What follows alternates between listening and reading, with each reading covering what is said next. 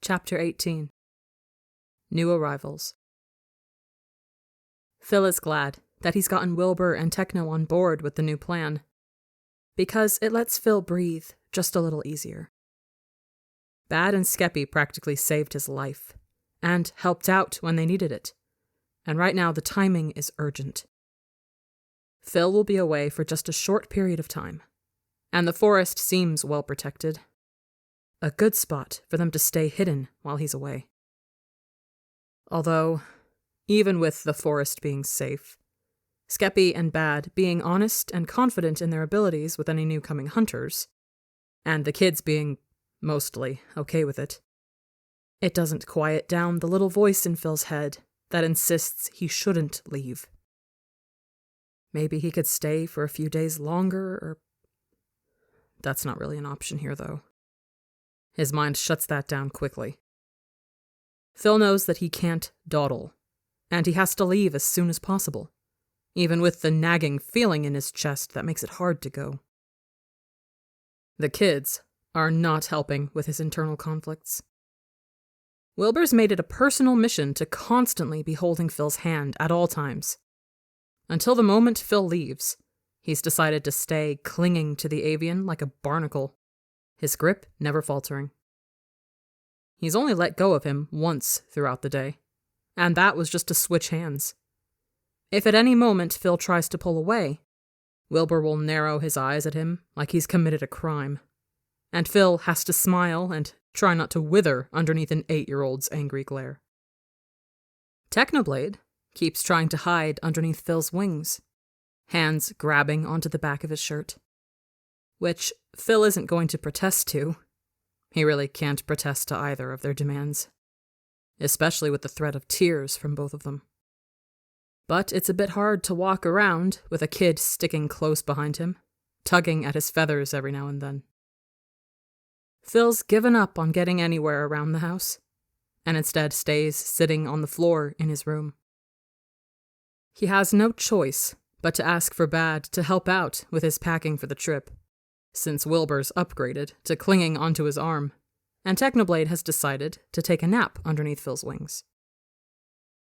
At one point, Skeppy poked his head into the room to check if their guests needed anything, and was met with the sight of seeing Phil sprawled out on the floor in defeat, with 2 little monsters deciding he's a pillow. Skeppy just brought him a glass of water, and Bad put the satchel for Phil's trip to the side of the doorway. They both seemed to decide to just leave Phil to his fate. Phil supposes this is just his life now, for the next 10 hours or so. Forced to lay on the ground, trapped underneath the weight of the 2 most fearsome monsters in the land. But really, Phil doesn't get how anyone could think Technoblade is scary, with the kid clinging to his side like an octopus. He's laying on top of Phil's feathers, which is maybe a bit uncomfortable. But it's a reasonable sacrifice in Phil's opinion, if it means Techno won't have to sulk around for the rest of the day. Wilbur is honestly just laying on top of Phil at this point, Phil not even making an attempt to push him off. He might be asleep, actually, with his arms wrapped around Phil's neck. His knee keeps kicking into Phil's stomach, and Phil wonders if this is something he's going to have to suffer through again when he gets back. Phil's sure that Techno is asleep. He can hear him quietly snoring, and his ear flicks every now and then, in that way that it always does when he's dreaming. Either way, it's a heartwarming sight. Phil being squished by 2 kids with no sense of personal space. Phil takes the moment to realize just how clingy these kids are. He wonders if the 3rd kid is going to be just as clingy. He wouldn't really complain, if so.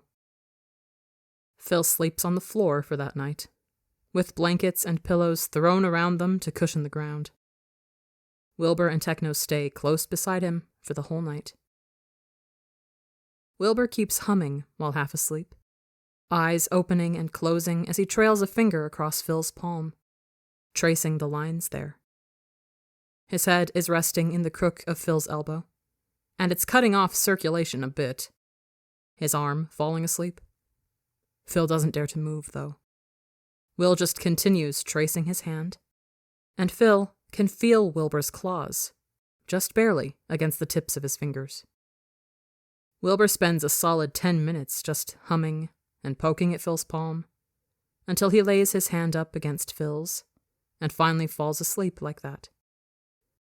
Technoblade is a bit more awake than Wilbur, and he stays kneeling beside Phil's head, grabbing at his hair. He brushes through it with his fingers, like he's going to try and braid it, but he never does any such thing. Instead, he just keeps running his hand through it, letting it fall onto the ground, and then repeating the process. Phil drifts off a bit, and when he opens his eyes again, Technoblade is still holding onto his hair, but he's also asleep and tucked into Phil's side. He's tugging at it a bit, and Phil leans his head to the side so it's not as bad. Overall, it's the calm before the storm, and Phil cherishes each and every last minute, until he too falls asleep for the night and wakes up to the next morning. The morning is chaos. Wilbur, please, I need my hand. Phil nearly stumbles as Wilbur just lets his feet give out, Phil having to carry Wilbur's weight with the kid just deciding not to stand anymore. He's not strong enough to drag Phil to the ground, but it's a good attempt. No, Wilbur chimes, his head falling back as he looks up at Phil with a stupid little grin. He's practically just hanging off of Phil's wrist now, and Phil pulls Wilbur along, the kid's feet dragging across the floor as Phil walks through the room. Where's my bag? Phil asks, trying to look around with some difficulty since he's dragging Wilbur around while doing it. I don't know. Techno shrugs. He's fiddling with Phil's boots on the ground, and only now does Phil realize he's messing with the shoelaces. You probably lost it. Techno, give me my shoes. No. There's a knock on the door before it's swung open. Hey, Phil, Bad wanted me to ask before you went. Skeppy walks into the room, ducking and screaming when a boot comes flying his way.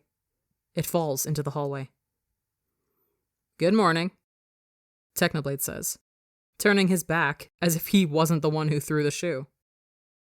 Skeppy, could you get that for me?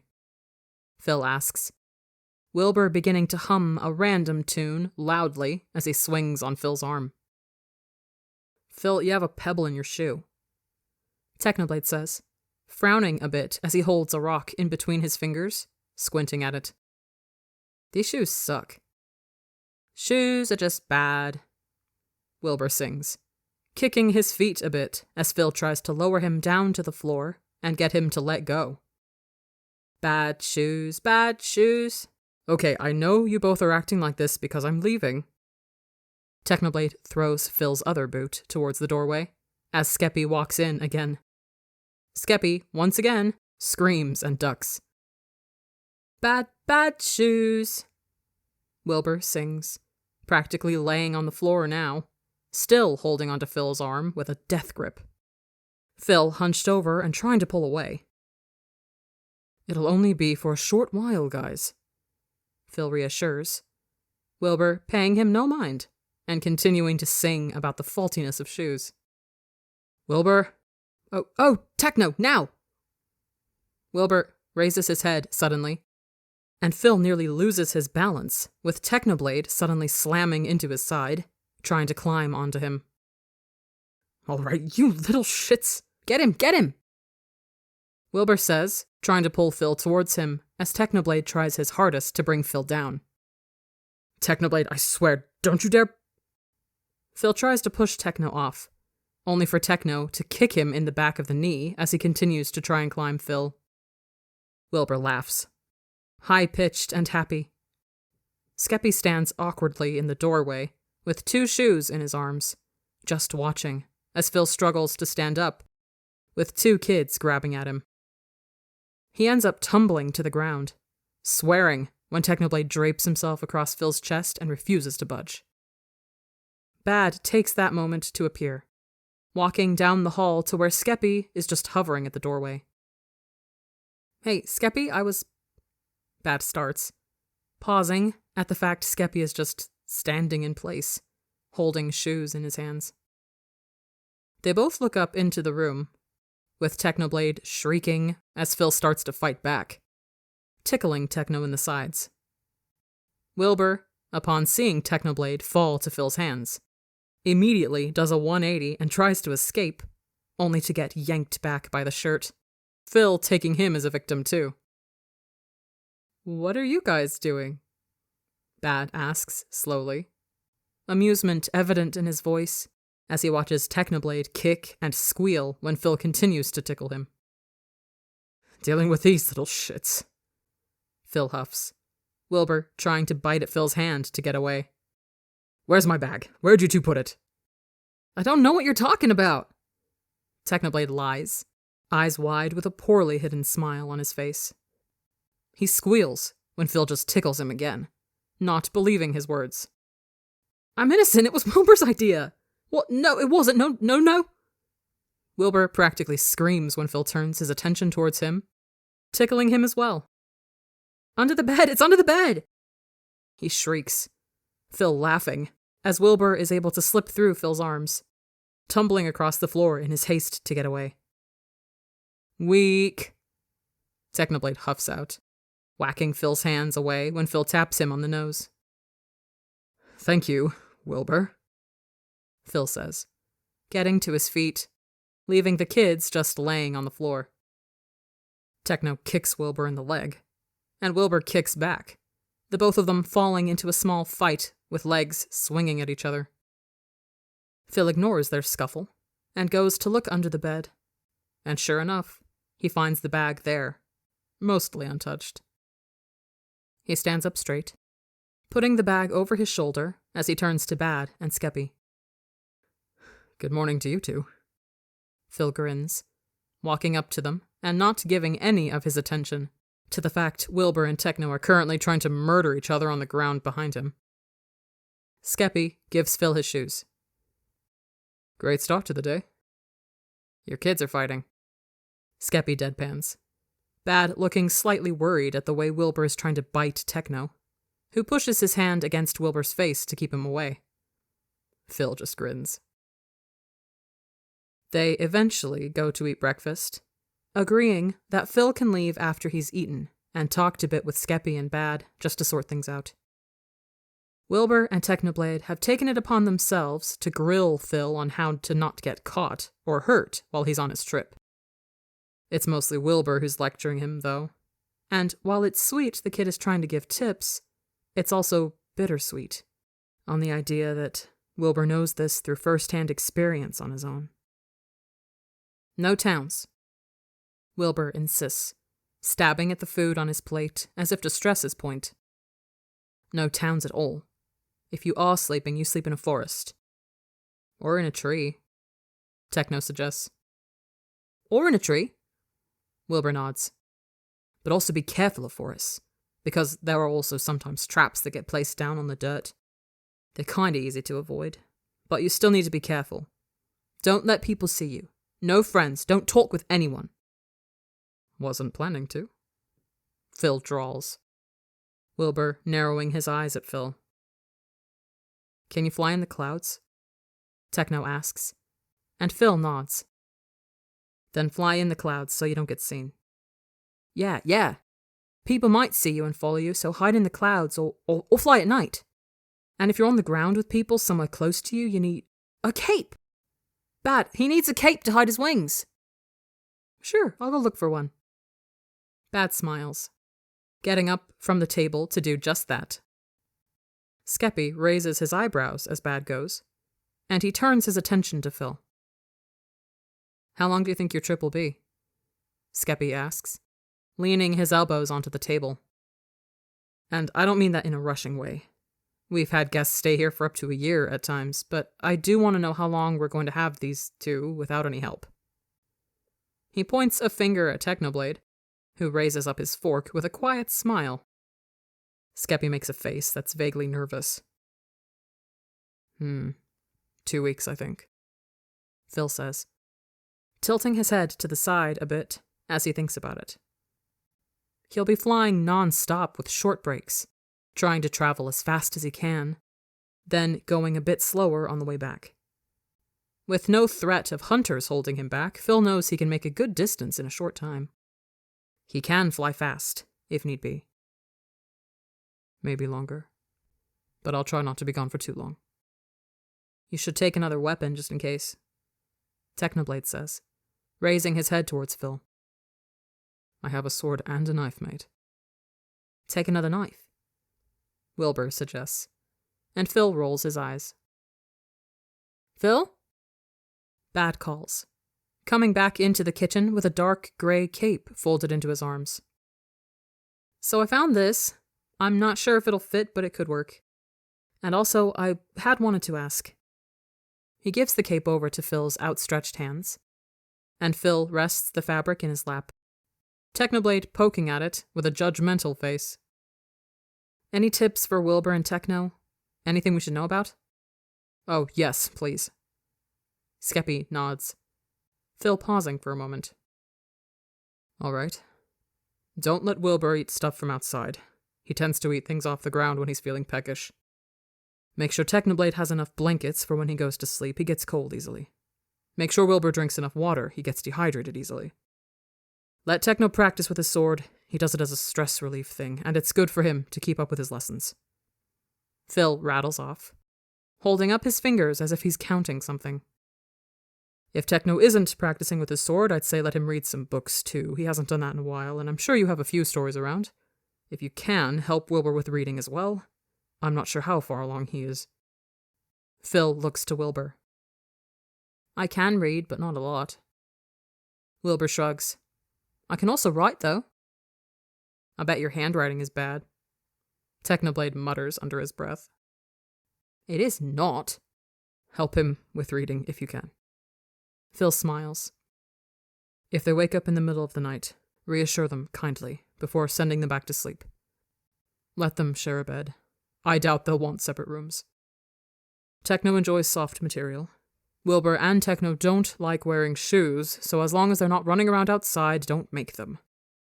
Keep them from planning any trouble, and don't let them near the town or out of the forest until I get back.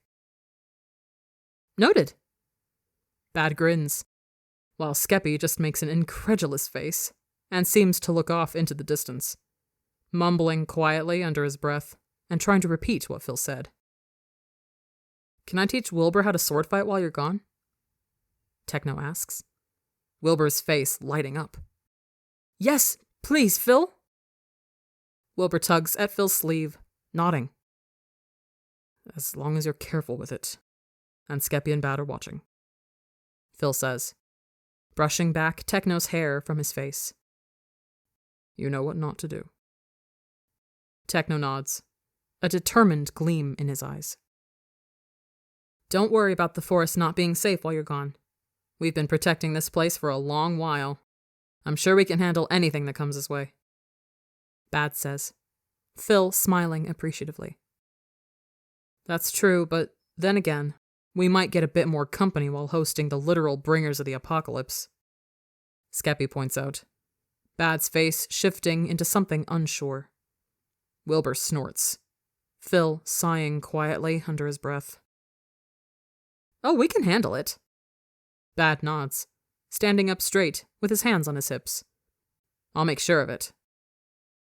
I'm gonna need to practice a lot with my sword, Technoblade says quietly, and Phil rests a hand on his shoulder, silently reassuring him. Skeppy and Bad don't look like much at first glance, really, but they're very obviously not human. And with that, Phil has a feeling that they have a lot more sitting underneath their skin. Any other questions? Phil asks, before I go. Wilbur grabs onto Phil's arm with a death grip. You can wait a little more, he tells Phil, almost phrasing it like a question. It's better if I go as soon as I can, mate, Phil responds, and Technoblade leans into Phil's side, his breakfast half-eaten in front of him and mostly forgotten. Phil wraps an arm around each of them and holds them close, putting his attention towards Skeppy and Bad.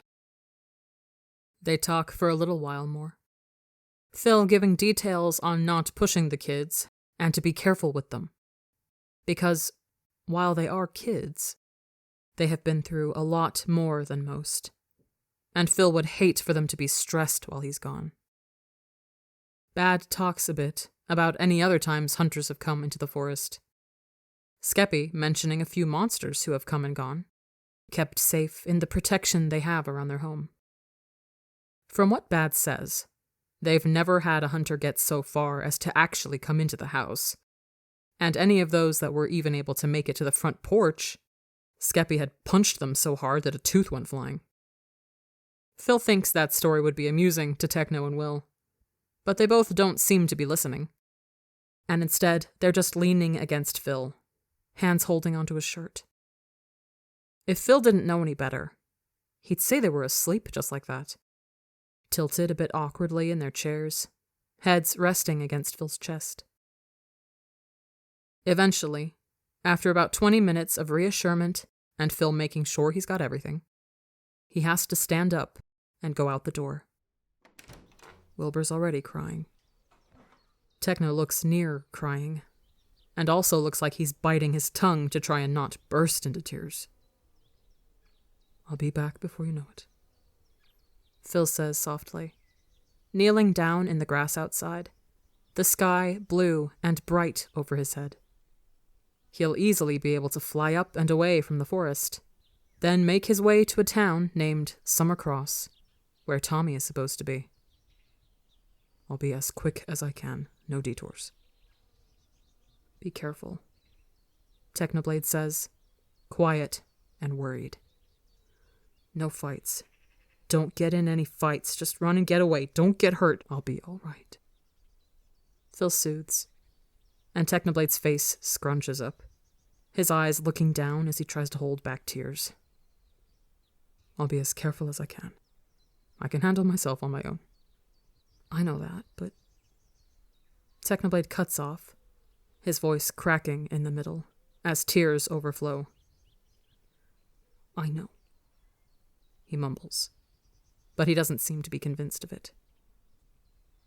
"Be as fast as you can," Wilbur sobs, grabbing onto the front of Phil's shirt.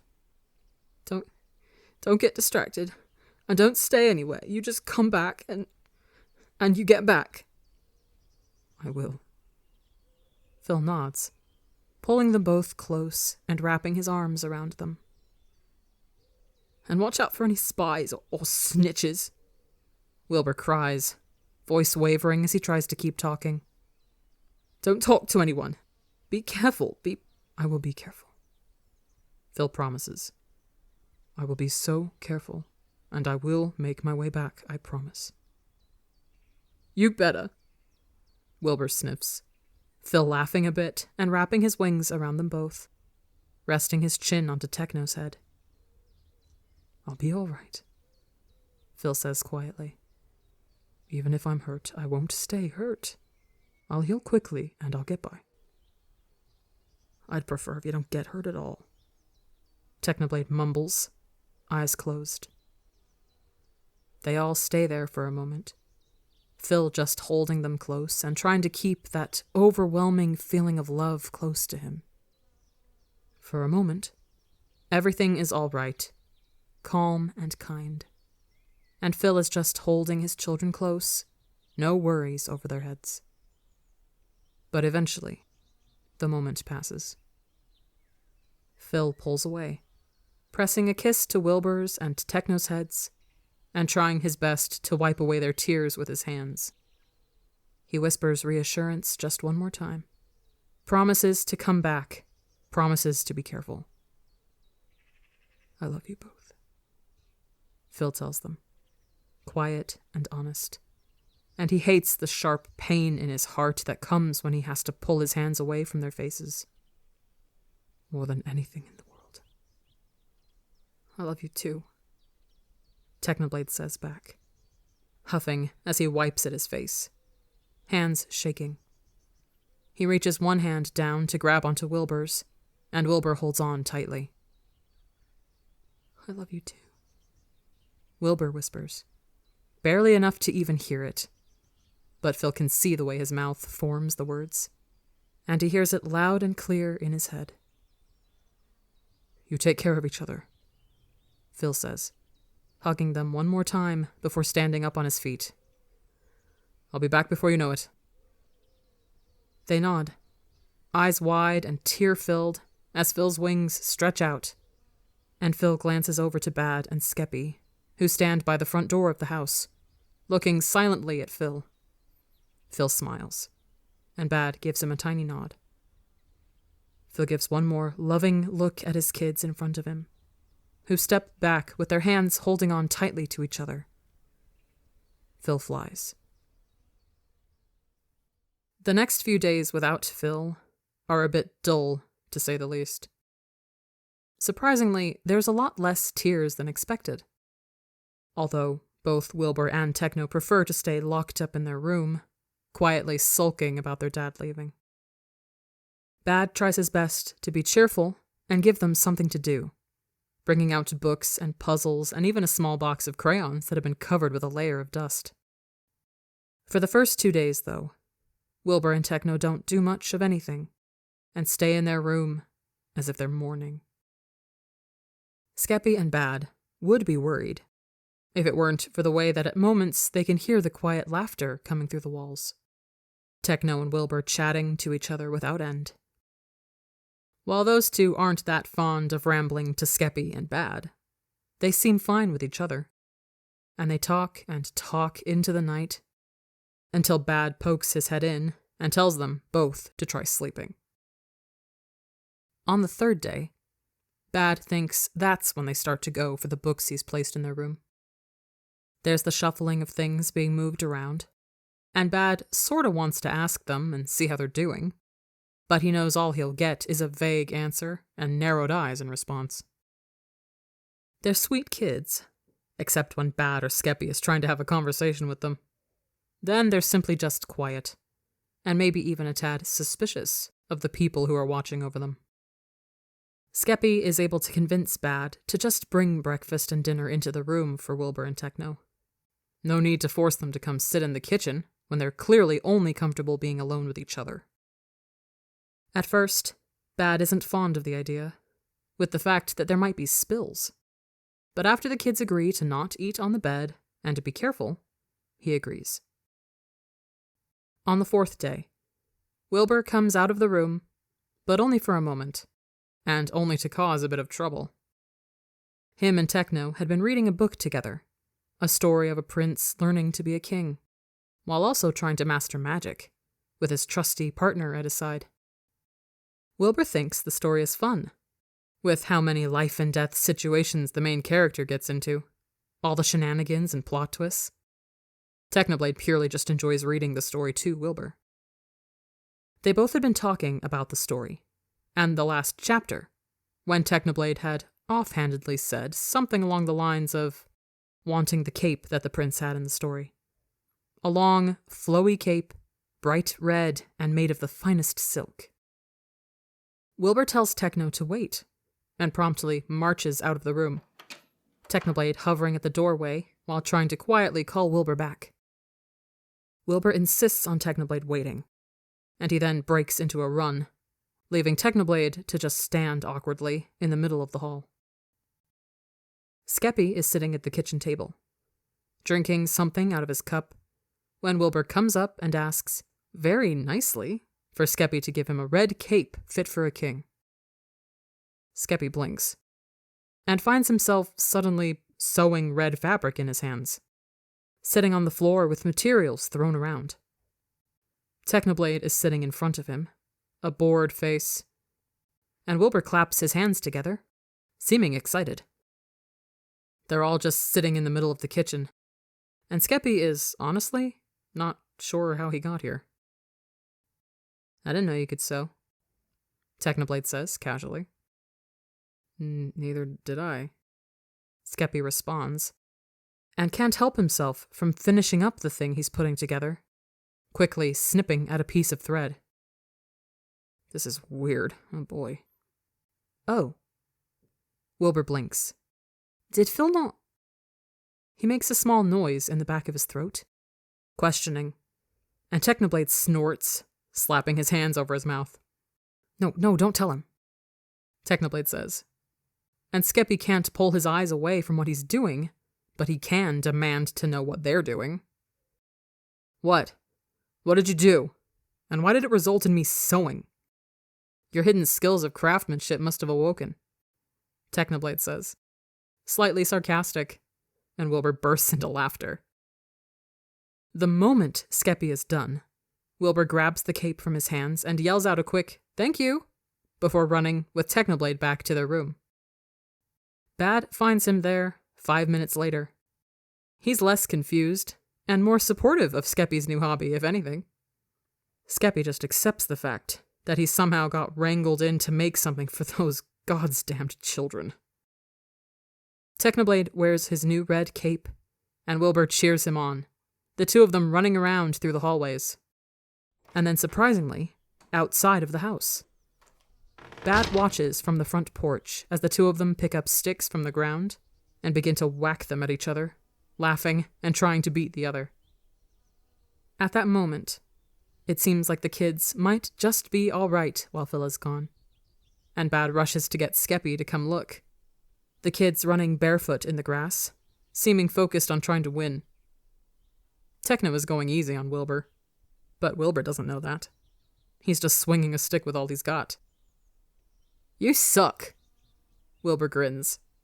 Technoblade's scoffing for a moment, before whacking Wilbur across the head.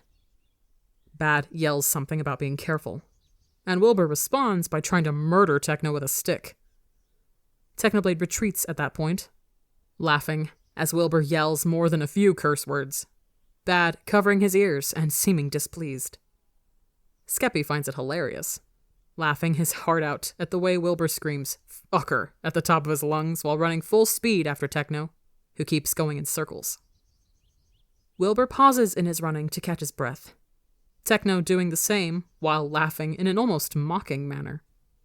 It makes Wilbur want to tackle him into the grass. However, he doesn't get the chance. Because Technoblade looks up with a grin, then his eyes go wide, and he slams into Wilbur, tackling him instead. The two of them rolling across the ground as an arrow flies past. Wilbur looks up with a panic as Technoblade grabs him by the arm, the two of them finding 3 hunters with weapons raised, standing in the trees not too far off. "Okay, kids, get inside," Skeppy yells, running and standing in front of them, arms raised out. Another arrow gets shot, but it barely makes a mark on Skeppy, and instead just bounces off, his skin resistant. Bad walks past Skeppy to quickly take care of the threat, but they're both a bit surprised there's a bit more than expected. There's an awful lot of hunters in the trees, and Skeppy blinks, realizing that they must be surrounded or something. Bad turns around to Skeppy. "Well, this is going to take a while," is all Bad says, an almost sheepish smile on his face. And he then turns back around and grabs an arrow out of the air, running at the nearest hunter. Skeppy goes to drag the kids into the house. Phil flies with as little breaks as possible, and he flies as fast as he can, going through the clouds and only glancing down at the ground every now and then to make sure he knows where he's going. Bad had given him a map in the satchel he packed, and Phil uses it to make his way across forests and towns, dry lands and rushing rivers. Occasionally, he flies low enough for someone to spot him, and very rarely they'll yell and recognize him for his wings, for the way he flies. Phil ignores them easily, and continues on his way, not sparing another glance back. He doesn't really sleep. If anything, he just rests in short periods to let his wings have a break and to eat something. Drink water, then keep going. The necklace around his neck wards off exhaustion, and Phil stays traveling. It's a bit like he's in a trance, nothing else on his mind other than to get where he needs to be. And then get back home. The air against his face becomes familiar, and Phil arrives at the town in just a couple of days. The mountain is high up, surrounded with scattered trees, and there's a trail that's supposed to lead up to the town. Phil doesn't need to use it, though, and rather just goes to land right into the town itself. When Phil lands, he does it quietly, folding his wings behind him and adjusting the strap over his shoulder. He lands right at the front of the town, standing still for a moment. A few people see him right off the bat. A couple yells being thrown out, and Phil walks forward with a small smile and a bit of amusement at the way the people trip over their feet in either fear or respect. Inside the village, a small child sleeps in his crib, tail flicking as he dreams. His blonde curls hide the tiny little horns on top of his head, and the black scales scattered across his skin shine a bit in the light. Word spreads lightning fast, and the people in the town know for a fact that Phil is here for that child. Chapter 19. A good bonding moment. The town practically becomes deserted in a matter of minutes. Phil's almost impressed with how quickly all the people disappear, the doors and windows being shut and the curtains being closed. The streets go silent, Phil's footsteps being the only sound he can hear, along with the faint sound of voices nearby and the wind blowing over his head. Phil scans the streets and buildings, looks at the shops and homes and porches that have all gone barren within moments. When he was flying near, he had seen plenty of people bustling about, carrying out their daily tasks of life. Now it's as if Phil had imagined it. It's as if all the townsfolk had gone into hiding or have run away, in preparation for something big coming. They probably expected his company. Walking more into the town, Phil holds onto the strap of the bag over his shoulder, and he stretches out his wings a bit, knowing there are eyes on him. He can practically feel them following him down the road, curious and scared and oddly respectful all at once. He stops, giving a small sigh, and he turns his head to a window, watching as the curtains shift, someone quickly trying to get away from his view. Tilting his head a bit to the side, Phil smiles, then walks towards that building, up to that same window so he can knock his knuckles against it, and call out for whoever is on the other side. "Hello?" Phil calls, glancing at the door just 2 steps away. "I think you know what I'm here for." There's the sound of a crash behind the door, but it doesn't open, and Phil steps back, looking back towards the street. Should he search around? It seems like no one is willing to speak with him, and Phil doesn't think it'd go well if he simply just broke into homes. It's tempting, though. There's a quiet click of a lock turning, and Phil turns his attention back to the door in front of him, just as it cracks open just enough to show a fraction of someone's face. They're terrified, eyes wide and their expressions hesitant. But there's something determined in those eyes that makes Phil wonder. Only for a moment, though, before his mind reminds him he's here for something more, not friends. "Angel of Death?" they say, hushed and careful. And Phil, he doesn't freeze, not quite. But rather, he hesitates, holds his breath, and then gives a jerky nod. That title isn't something he thought he would be hearing. It's come out of nowhere. And now, Phil feels a bit more wary from just that. "Phil," he corrects, voice stern in a way that nearly shows a threat. "You can call me Phil." "Phil, sorry," they repeat, and Phil just shakes his head.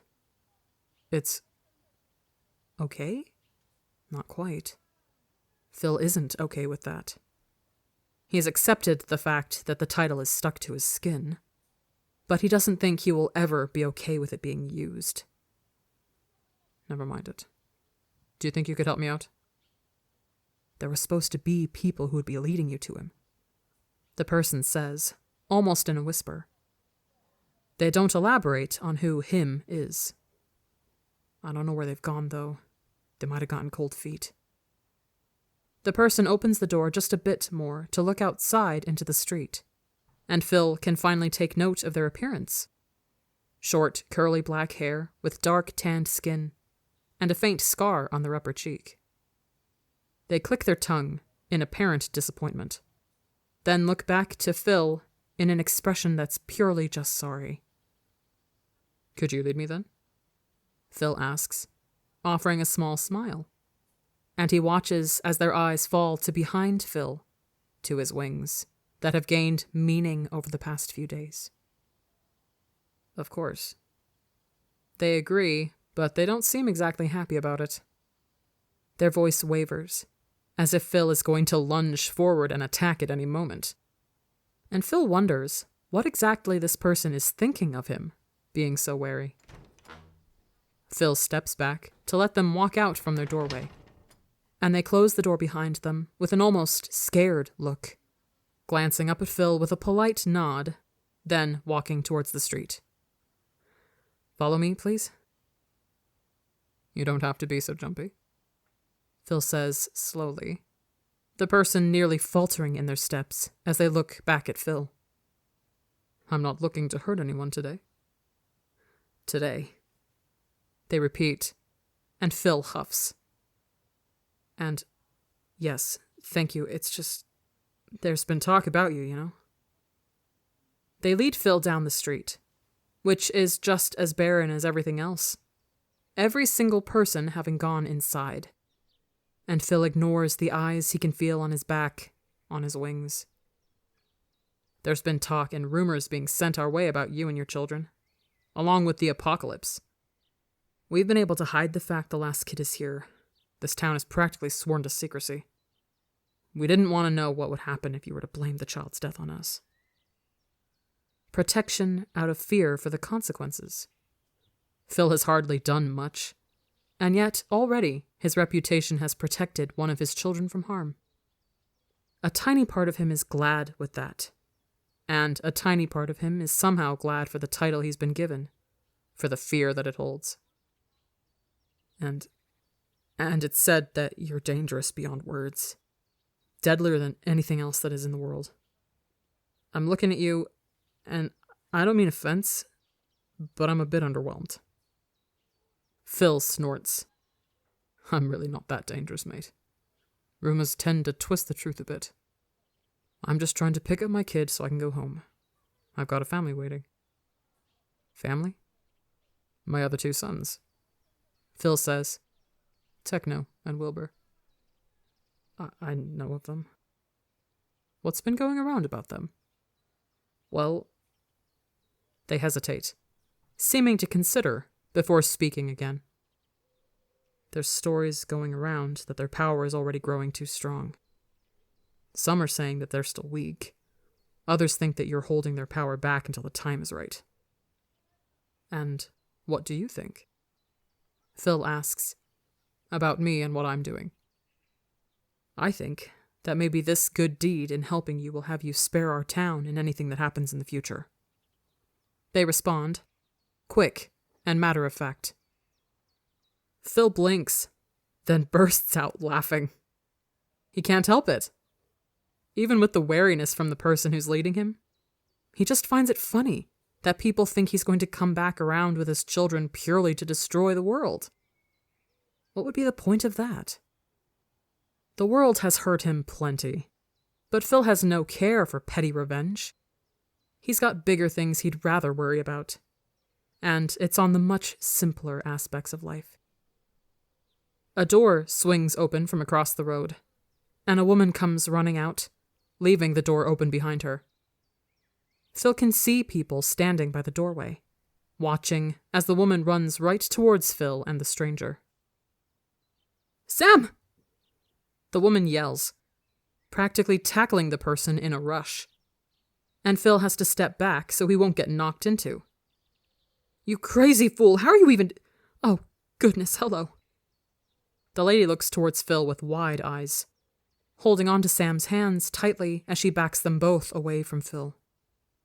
Phil gives a small wave. "Hi there." He looks towards the building she's come from, and the people hovering by the doorway all seem to freeze with his gaze. "This is Phil." Sam quickly blurts out, raising a hand out towards him, and the woman blinks. There wasn't anyone giving him directions, so he ended up at my door. "I had thought the others went, but apparently they ditched last minute. Okay. The woman pauses, holding her hand out to Phil. "I'm Mary. Hello. Again. I'm so sorry for the confusion. There was meant to be someone to lead you over here, but things got miscalculated." "That's all right."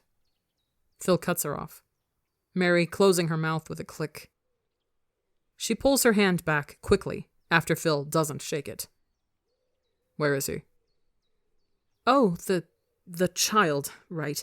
You— Please, follow me. Don't mind the company. I apologize." She quickly pulls Sam along by the hand towards the house she came from, and Phil follows with a quiet hum. Phil ignores the people scattering around in the house as he walks in, and he rests a hand on the knife at his hip, keeping his eyes pointed in front of him. "Sam, go over into the kitchen. I think Elliot was trying to cook something. He burnt it the moment word got here, though." "Okay." Sam responds, and they walk away, Mary gesturing to Phil to follow through the halls. The house is cozy, quaint, and there's a few people walking around, keeping their distance, but very obviously curious as they peek in from around the corners. "In here," she says, stepping up to a closed door, and she opens it for Phil, then steps back to let him walk in first. Phil stops in his steps for a moment, holding his breath as his eyes immediately focus on the small crib that's placed up against the wall, across from the door. The room is a bit small, a colorful rug placed over the hardwood floor, a basket of toys placed in the corner. It seems like a child's room, through and through, and Phil can't look away from the crib. He's been here for a while. This house has taken him in for the time being. Caused a bit of trouble. It's a little hard for us to take care of such a child. But we've done our best while hoping you'd come along before the hunters did." Phil ignores the words. He tunes it out a bit as he walks slowly into the room, his steps carefully quiet, as if he's trying to sneak past. He makes his way up to the side of the crib, looking inside and finding little bright eyes staring right back at him. Tommy, Phil thinks. That's what the boys chose, and he thinks the name fits to such a face. Phil stares at the kid for a bit longer than needed, his hands resting lightly on the fence of the crib, and he takes note of the black scales scattered across the kid's hands, the sides of his face. There's a little tail behind him, and Phil feels a smile creep onto his face as he watches it flick back and forth.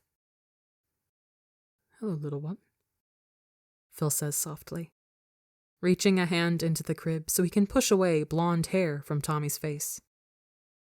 The baby's face scrunches up in something confused, and tiny hands grab at Phil's fingers. He can feel little claws just barely scratch against his skin, and Phil only feels fond. "I'll leave you two be," Mary says quietly, closing the door and retreating into the hallway. Phil hardly pays her any mind, only glancing back to make sure the door is shut, before reaching into the crib to pick Tommy up. "Come here," Phil murmurs, the kid fussing as he's picked up out of his crib, and his little feet kick as his tail whacks weakly against Phil's hand. "Hi, Tommy," Phil whispers, holding Tommy close to his chest, cradling in his arms. "Hello." Tommy's face is still scrunched up in something unhappy, clearly not at all amused with this stranger suddenly holding him so close. Phil chuckles a bit at that grumpy face, and he rocks back and forth to try and soothe him. Phil shushes him quietly as Tommy starts to nearly cry, not at all knowing Phil and not wanting to be held by him. Phil just hums, smiling a bit as Tommy gives an upset expression at him. Phil gathers up the joy in his chest, the feeling of happy satisfaction humming through him, and he lets out a small chirp aimed right at Tommy. Tommy's crying stops nearly instantly, instead replaced with a confused frown. And Phil laughs, then does it again.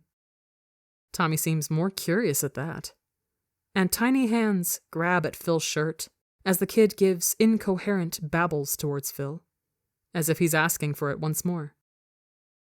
Phil grins, dropping a quick kiss onto Tommy's nose, and he chirps again, for Tommy and Tommy only.